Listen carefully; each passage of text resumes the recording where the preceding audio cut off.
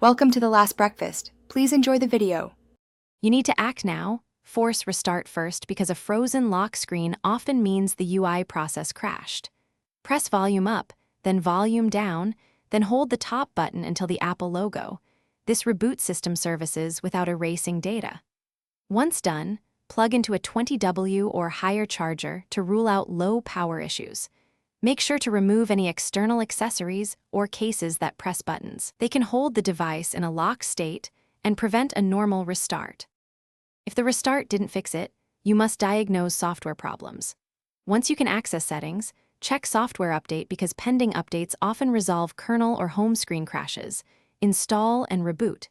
If the iPad won't boot normally, put it into recovery mode or DFU and connect to a Mac/PC to reinstall iPad OS. This repairs corrupted system files. Also inspect iPad storage to find apps repeatedly crashing. Deleting or reinstalling. A misbehaving app prevents repeated freezes. Now finish safely. Back up your data before any full restore because recovery or DFU restores can erase the device. Once backed up, perform the restore via Finder or iTunes and then restore your latest iCloud or computer backup. This returns settings and apps. If problems persist after a clean restore, suspect hardware. A failing digitizer, battery, or logic board can freeze the lock screen.